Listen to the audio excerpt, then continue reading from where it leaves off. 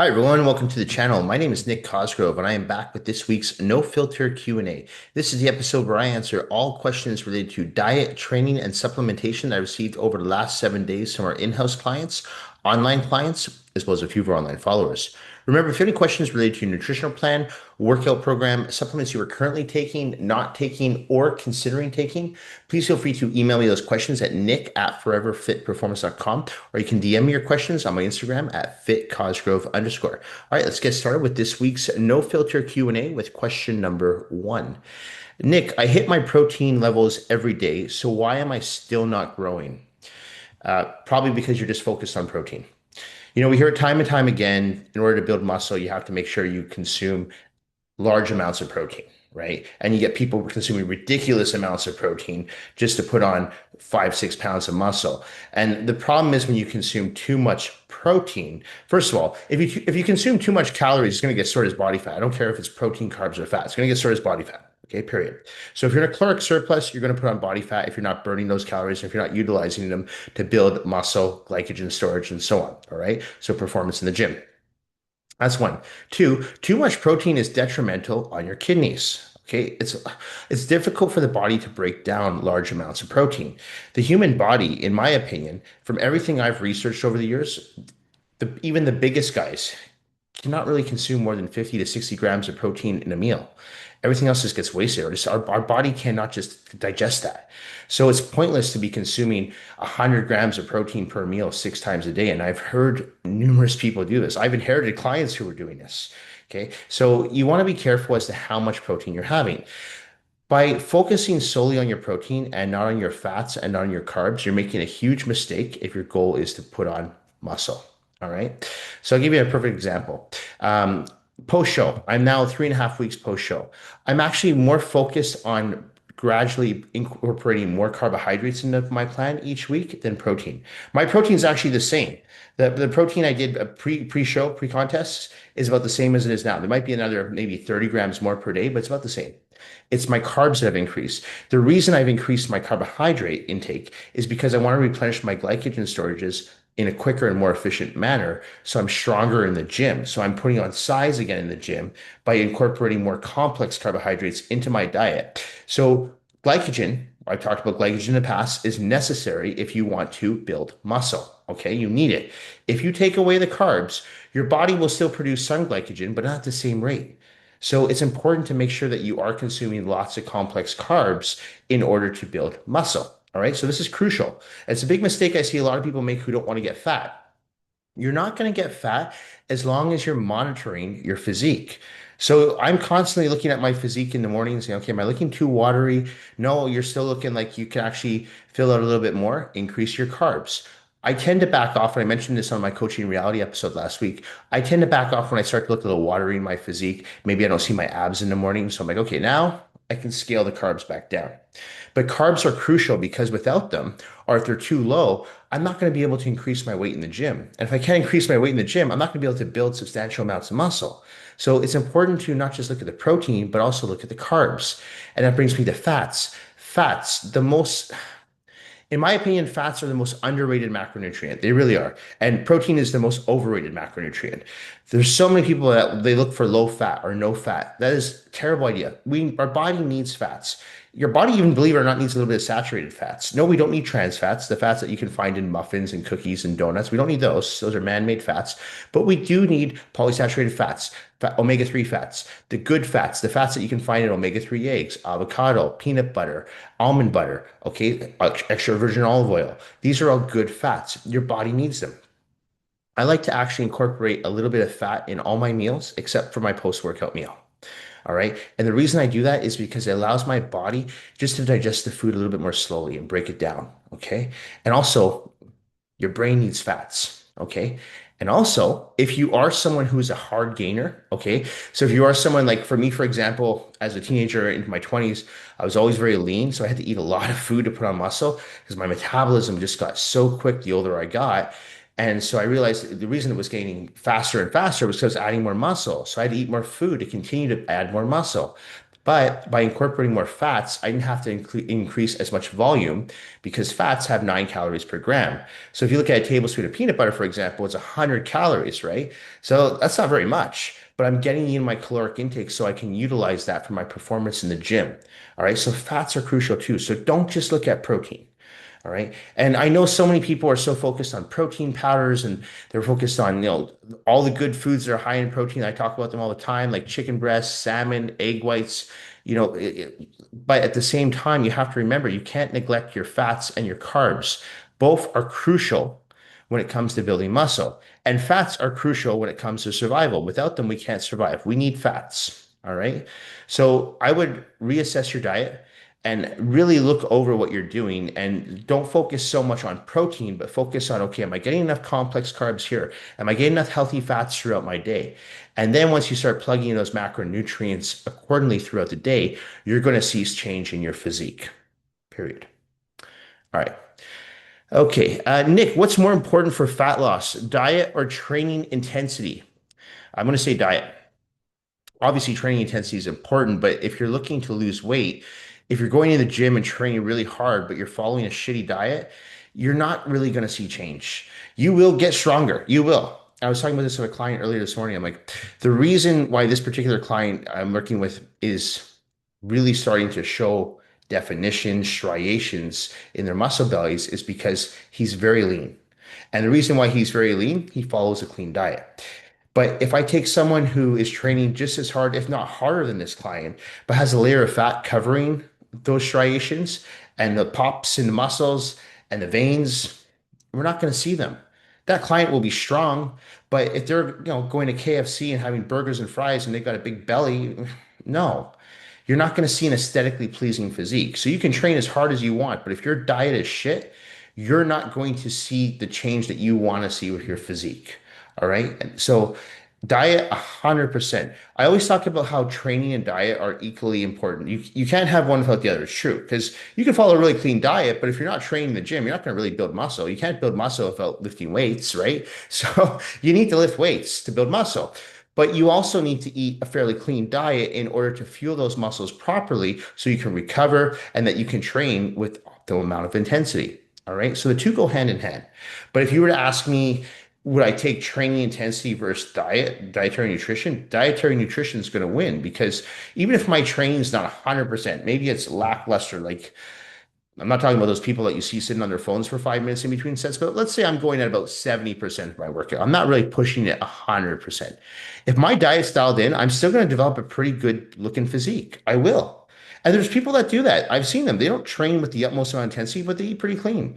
They make sure they're getting their macros in check. They make sure they get enough rest. They hydrate. And you know what? They see change in their physique. So it can go to hand in hand. But I feel like you can't train intensely enough, or intense enough, I should say, if you're not fueling your body properly. And I do see this too. I see sometimes people having like really shitty lunches, especially in the building I work at. They'll do takeout, they'll go to Chipotle's, they'll go to Starbucks, and they'll have like, I don't know, they'll have whatever they serve at these places. I don't know because I don't even eat there. But let's say they have a pastry from Starbucks, right? They have I don't know, whatever they serve, a taco or whatever they serve at Chipotle's, and they go work out. That's not the right fuel. Okay, it's crap fuel. You're not fueling your body properly. You're not fueling it with complex carbs, healthy fats, and lean proteins.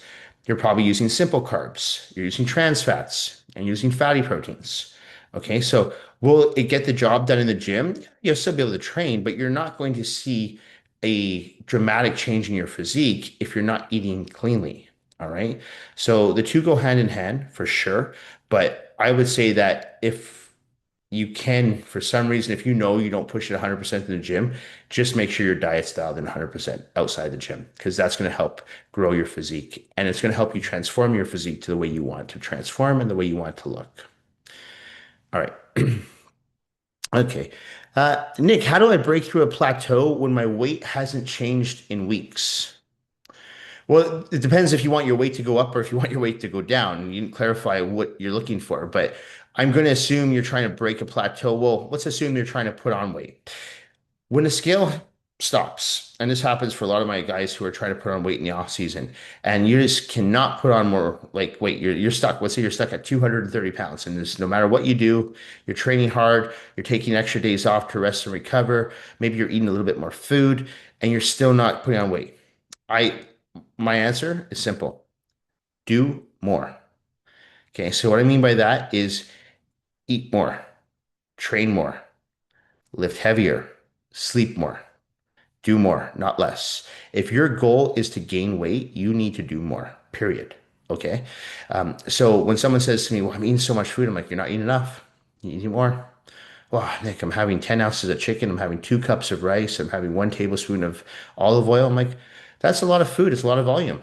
Add another tablespoon of olive oil to that food because it goes back to that first question where I say front load your fats, more calories. Okay. So now you're going to start putting on weight, good weight, not bad weight. I'm not going to tell the person, no, go have a cup of ice cream. No, have some healthy fats, throw that in there.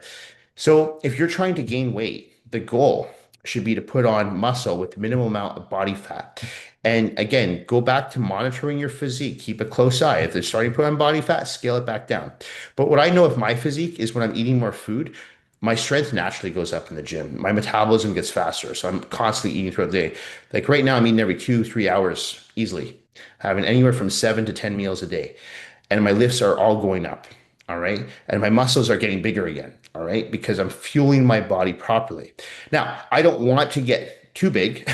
I don't. So I have to watch that because I don't want to be walking around at 240 pounds. Okay. Those days are done. So I monitor my physique and I go, hey, you know what? This is big enough right now. Let's scale back the calories a little bit and just what's keep the training intensity high, but let's really monitor what we're doing.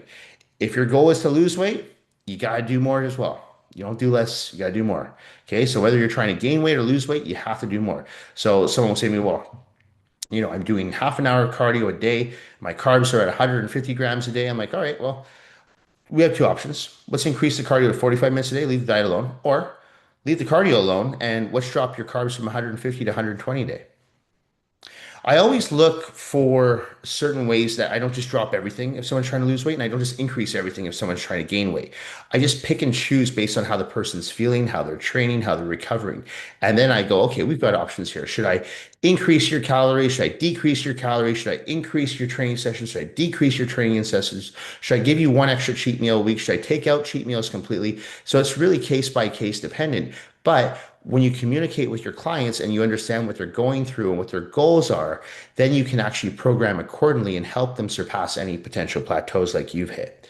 All right. So that's my recommendation to you is again, I don't know if you're trying to gain weight or lose weight, but you need to do more. And there's always room to do more. Okay. I've never met anyone that said, oh, I'm doing enough. I'm like, no, you could do more. I could do more. All right. I still think that to this day I can do more. I did a workout this morning at 4 a.m. I'm like, you know what? I felt like it was a leg workout and I felt like, okay, I'm squatting my weight 315. I'm like, I can do more. So I did because I'm like, why not? I feel like I can. And, I didn't feel like it was going to hurt my back. I just felt, yeah, I'm feeling strong. I got these extra carbs in me. I'm going to lift more. And then I did an extra exercise. I did some straight leg barbell deadlifts. I still had energy at the end of the workout. I'm like, why not? Add it in. So if I'm going to eat more, I'm most likely going to train more and I'm going to lift more. If I'm going to eat a little bit less, I'm not going to train less, but I'm going to train more intelligently. I'm going to make sure that I'm training intelligently. I'm approaching my workouts methodically, but I might do a little more cardio. All right. So again, it's just paying attention to your body. And this is where it does help to have a coach or at least a trained eye that can help guide you when you do hit plateaus. Because I can tell you right now, I myself have hit numerous plateaus over the years, and I've hit plateaus of clients. So having that experience allows me to troubleshoot if and when necessary when working with the general population. And like I said, not everyone's the same, but having that experience helps because if I'm working with someone who, no matter what we do, we've increased cardio. Let's say this person's trying to lose weight. We've increased cardio. We've taken down calories. We've reduced carbohydrates. We've added in an extra like a workout day. We've taken out cheat meals, but they're still not losing weight. What do I do? Well, in a case like that, I'm like, you know what? I want you to take 2, maybe 3 days off from the gym. I want you to take a day off from the diet. Go have whatever you want. Don't measure anything. And a lot of people who've never gone through what I've gone through with training myself and others to be like, are you nuts? There's no way I can do that. I'm not progressing. I'm not going to do something that's going to be detrimental. But because I have a lot of confidence in my coaching and I have a lot of confidence in the process, I know when to back off. And I'm like, your body's stressed. The cortisol levels are high. We need to take things down for a bit. And honestly, whenever I do that with people, the weight continues to fall off right away. Now all of a sudden they're down 2 pounds the next week. Okay. That's another, I'm just using that as an example as for someone who's trying to lose weight. Okay. So sometimes doing more isn't always the answer, but in 9 times out of 10, it is doing more that works for most people. People just think they're doing enough when really they're not. All right. Okay. Nick, is it normal to feel weaker when I'm dieting or am I doing something wrong?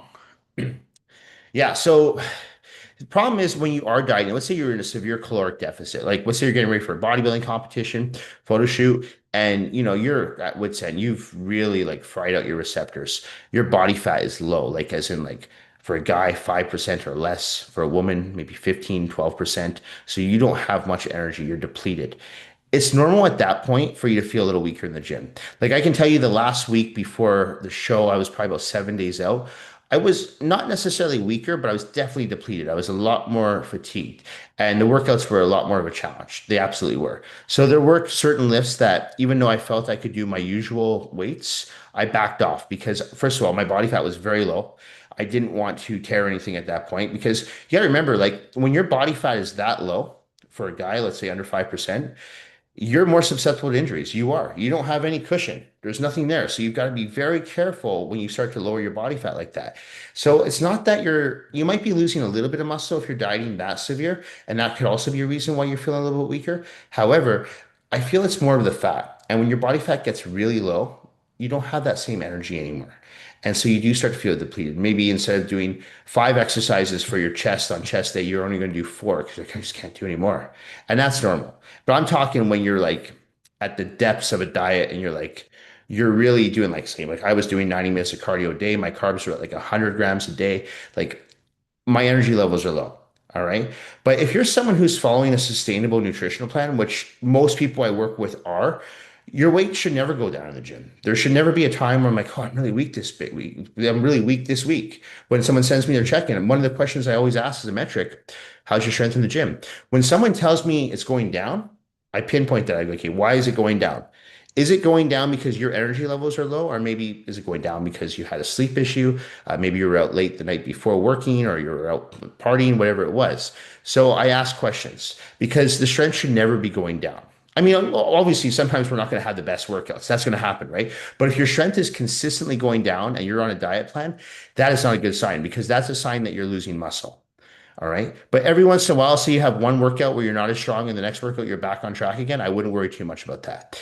All right. But it's to answer that question, it's normal if you're going really, really low on body fat. Like I said, 5% or less for men, 15, 12% less for women. But hopefully no one who's going that low on body fat is trying to maintain that because it's not a sustainable weight to or a sustainable body fat to maintain. I can tell you that right now. You feel very uncomfortable. You're not sleeping well. You're not thinking clearly. You have pretty much zero libido. So you need to make sure that you're fueling your body properly, even if the goal is to lose weight. All right.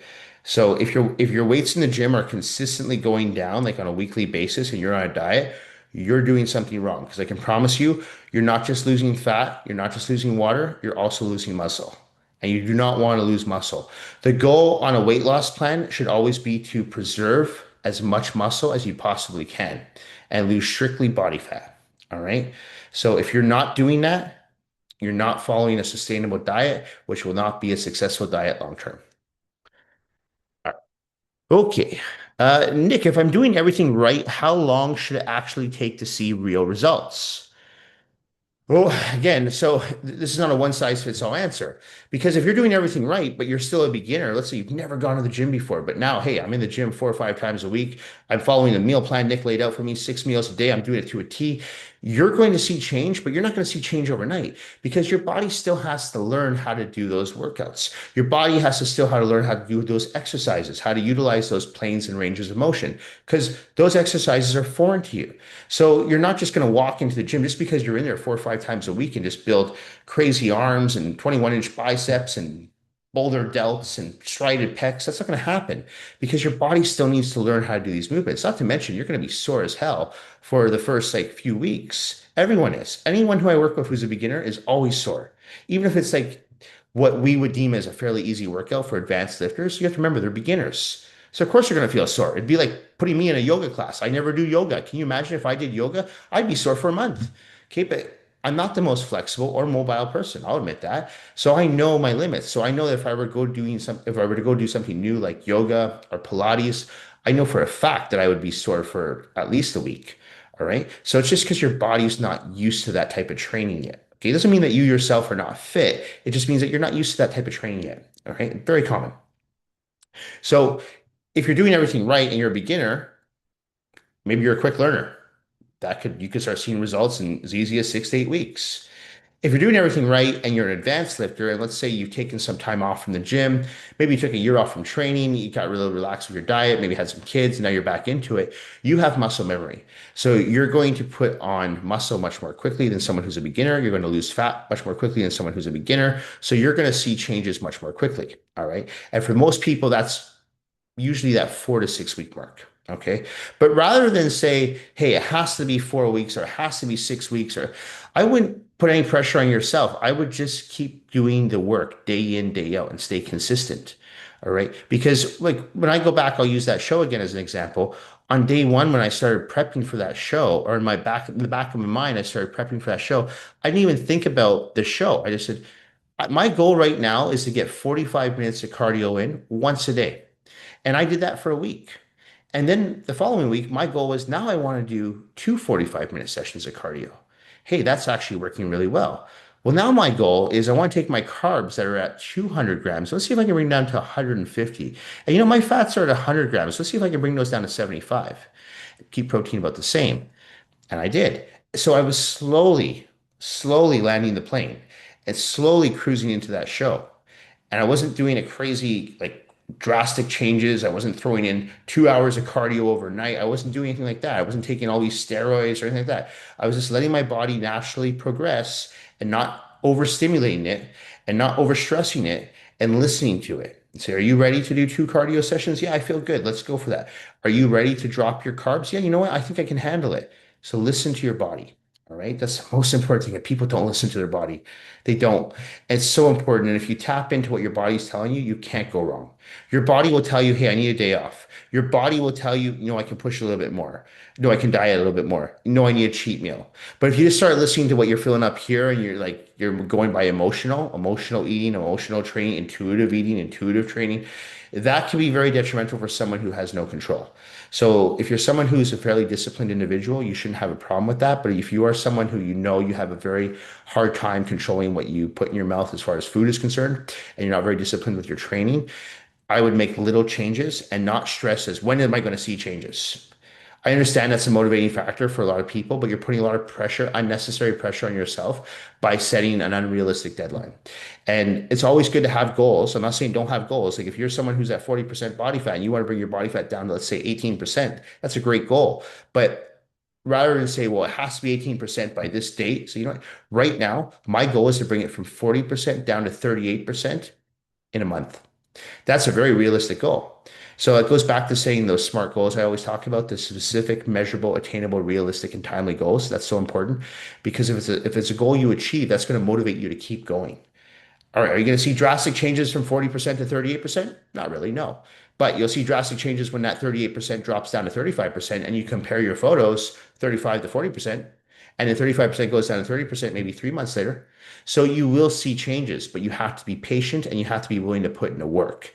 Okay. So do not have unrealistic expectations because you're going to set yourself up for failure. Okay. Nick, should I be switching my workouts often or sticking to the same program longer? I feel like people switch their programs too much. I feel like people are following the latest TikTok trends, what they see on Instagram Reels, and they're constantly switching things up. I see trainers doing this with clients because they don't want their clients to get bored. Like, I don't give a, sorry, but I don't give a shit if my clients get bored. You've hired me to help you get results. I'm not here to entertain you with handstands and burpees on one leg or whatever the hell people are doing that look like belong in a circus. All right. I'm here to help you build muscle, lose fat, transform your physique, and improve your overall health. I'm not here to make the workout exciting. If you want that, don't work with me. I'm going to tell you right now.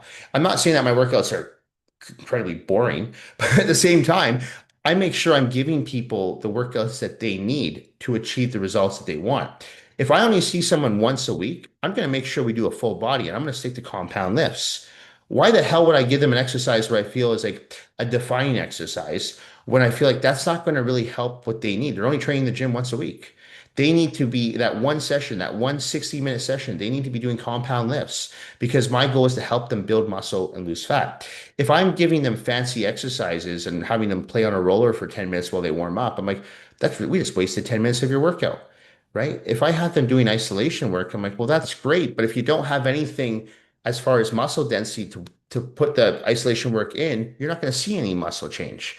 So rather than give someone, for example, a dumbbell fly, no, I'm going to give them a barbell bench press, right? Of course, because I've got to stick to the compound presses. But if someone's training the gym 5, 6 days a week, okay, now we can add more exercises, more volume per muscle group.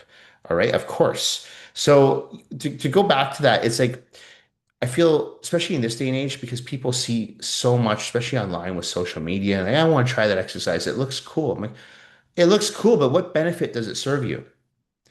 If your workouts are not producing results, by all means, change them.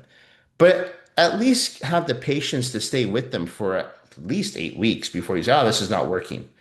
Because a lot of people, again, it goes back to the unrealistic expectations.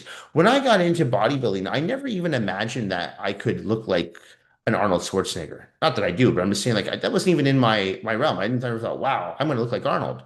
I thought, no, I can look pretty good. I don't think I can look like Arnold Schwarzenegger, but I can look pretty good. So I had very realistic expectations, and I kind of surpassed those expectations when I started learning how to train and eat properly. I'm like, wow, I really can build my physique like this.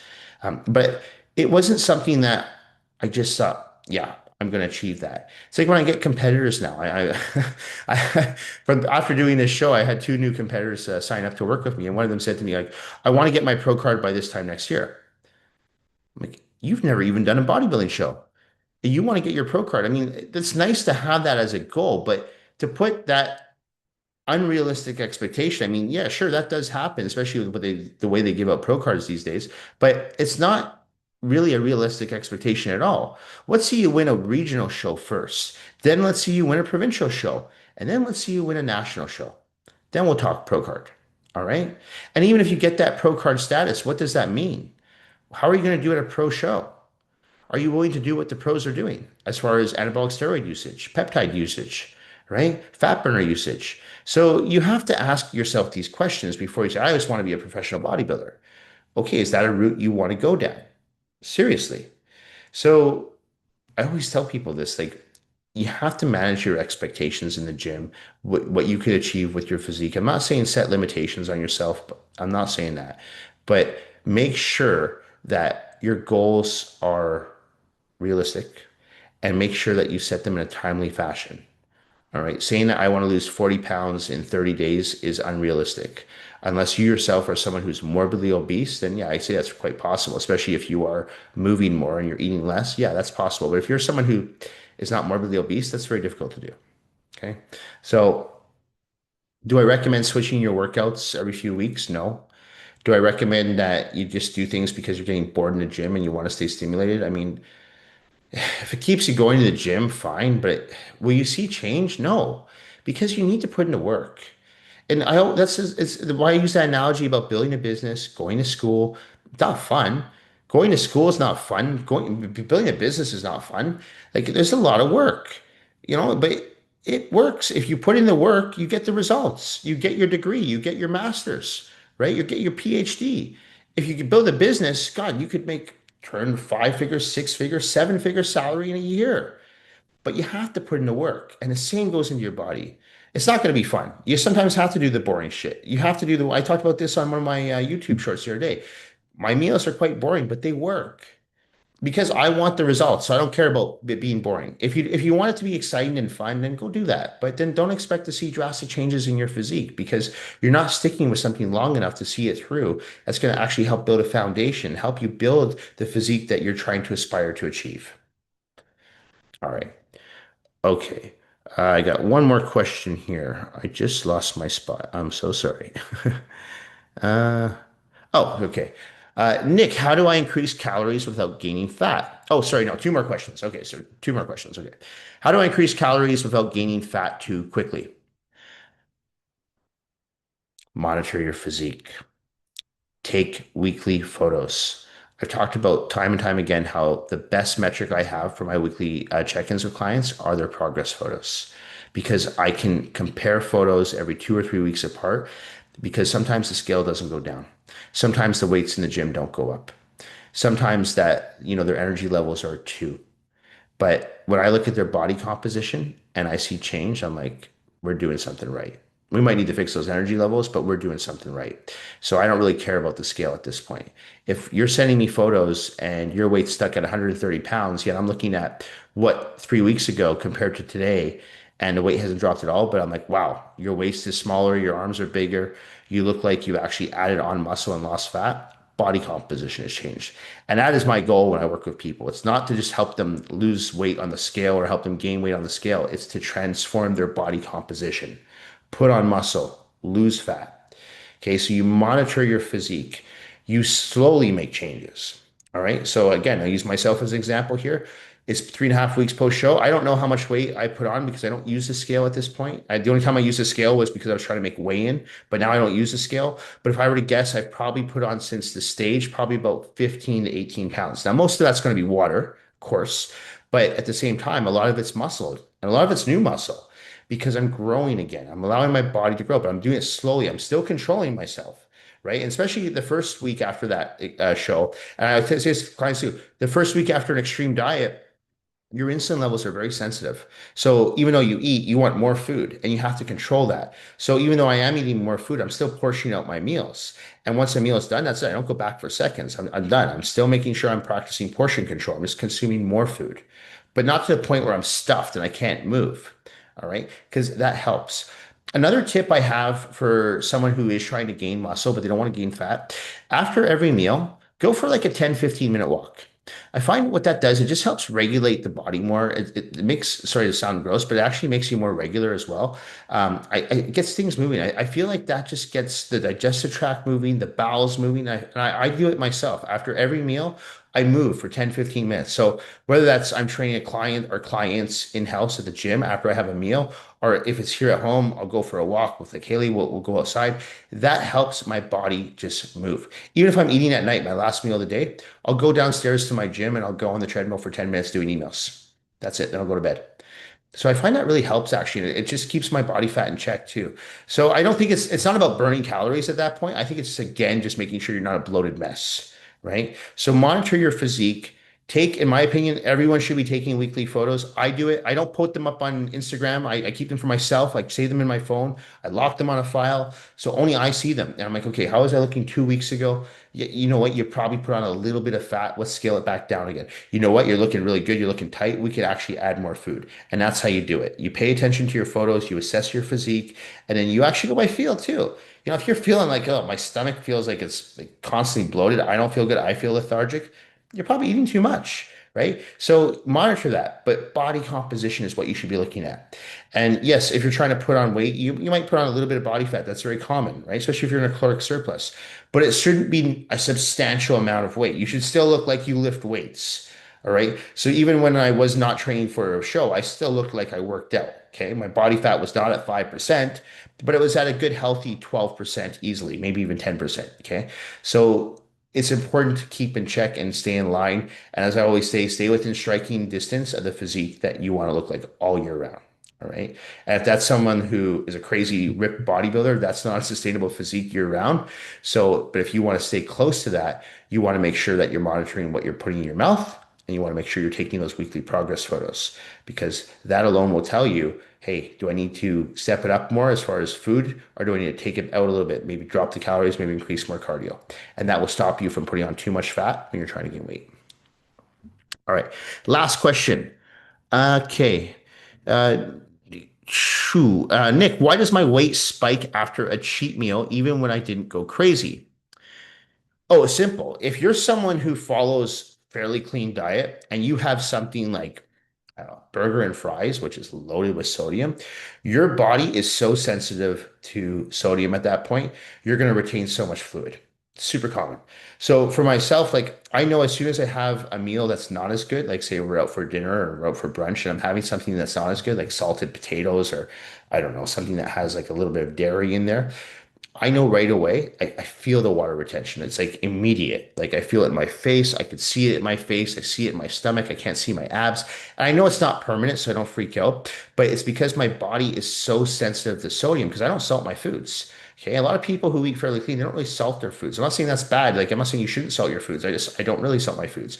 I feel we have enough sodium in most of our foods. It's not necessary. But if you are someone who does salt your food, say you use Himalayan sea salt, you're still, and you have something bad that's greasy, fried, like McDonald's fries and burgers, and that food is just gonna like, it's gonna make you retain so much water. That's very common. The analogy I use for that is if you're someone who has a fairly clean house, like I do, and someone comes in and messes it all up, and now it's in disarray, it's going to look like crap, right? Same thing with your body. If you're someone who follows a fairly clean diet and then you have something that's outside the diet, you're going to be more sensitive to that food than someone else who eats like that every day. Okay, someone who goes to Chipotle's every day, someone who eats out every day, Uber Eats every day, they're not going to really notice it because they're constantly holding water and sodium. It's like they have no idea. But someone who eats fairly clean is going to feel it right away, of course. Okay, so that's very common. And that's why when I always ask people who I work with online, when they do their cheat meals, ideally, I like my clients, my Canadian clients, to do their cheat meals on either a Friday night or a Saturday night because they're going to send me their weight on a Friday morning and Tuesday morning. So at least I know when I look at the weight on the scale, not that that's the be all end all metric, but at least I know if I see those scale up by like 8 or 9 pounds, which actually does happen to a lot of people after a cheat meal. I'll know it was because of their cheat meal if they had it on, let's say, Thursday night and they send me a check-in Friday morning. All right. So if they had the cheat meal on Friday and their next weigh-in is not till Tuesday, that gives them a good 3 days to drop that water weight. That's usually enough. And especially if they're not doing another cheat meal till Friday night, the following Friday night, they're going to send me one more weigh-in Friday morning. So by then, I'll have a really good idea of what their true accurate weight is. All right. So same thing. And with my American clients who send me their check-ins on Mondays and Thursdays, I generally ask them to do a cheat meal on Thursday night or Friday night. All right. Because it gives a more accurate number on the scale, a more accurate image of how they're looking. Because let's face it, if you have a cheat meal on Thursday night and then you send me your progress photos on Friday and you're retaining water, it's not going to look pretty, right? So if I'm going off your photos, I'm like, oh, this is not looking good. I might have to drop your calories more. But if I have that information, which I usually do, because I ask people to let me know when they had their cheat meal, I'll know, okay, they just had a cheat meal, so they didn't put on fat. I don't need to drop their calories right now. Okay, same thing I ask my women when they're on their period. I'm like, make sure you let me know because if you're up by 3 or 4 pounds and I don't know that you're on your period, I'm going to think, oh, I have to drop your calories more. I have to take out your carbs or I have to reduce fats, whatever it may be. I might think it'd be more cardio. Meanwhile, you're just on your period, so you're retaining fluid. So I don't have to do anything. I'm like, oh, no, we're fine because when period's over, the weight's going to go back down and probably more so. So it's important to have that information, have that data, so you know when and where to make changes. So I wouldn't worry too much about that. If the cheat meal is bothering you though, because I have some people who are very sensitive I'm actually sensitive to cheat meals now. That's why I don't do them. But if I do go out, maybe it's an age thing, but I think it's because my diet's so clean now. I find that if I do go out to eat, before I eat, I'll have a digestive enzyme. I find that works really, really well. And then I'll follow that meal up with a probiotic. Boom. No problem. My stomach's fine. I am still holding water a little bit, but I have no digestive issues, which a lot of people do when they go out and they have like pizza or burgers, and they have food that they don't usually have. They have digestive issues. They might have constipation issues. Maybe they have diarrhea, a little bit of IBS. And so I find having that probiotic and digestive enzymes kind of sandwiched around the meal makes a huge difference. Anyway, that's it for this week's No Filter Q&A. This episode will be going up on Monday, April the 27th. As a reminder, if you have any questions related to your nutritional plan, workout program, supplements you are currently taking, not taking, or considering taking, please feel free to email me at nick@foreverfitperformance.com or you can DM me on my Instagram at fitcosgrove_. Also, Don't forget to check out our new website. We have a new website that just launched early last week. It's got a whole new format, new layout. It's much cleaner, easier to read. It's got our whole pricing list for online services, in-house training services. If you live here in Vancouver, British Columbia, or you're just coming to visit and you want to work with me for a few days to a week, check it out. It's foreverfitperformance.com. It's also the link to my YouTube channel. And once again, I truly do appreciate all the support, feedback I'm receiving from the YouTube channel, from my in-house coaching business here in Vancouver, British Columbia, as well as my online coaching business that's becoming more and more busy over the past few months. And I really do appreciate that. It gives me an extra incentive to continue to do what I love. And I love helping people. So if you have any questions with your diet, training, send them my way. I'll try to get to them. I usually try to answer anywhere from 8 to 10 questions a week, and I answer them in the order I receive them. Right. So if I haven't answered your question yet, I promise I will. I will get to it on next week or a week after. No filter Q&A. Anyway, thank you all again, and I will see you all next week. Bye for now.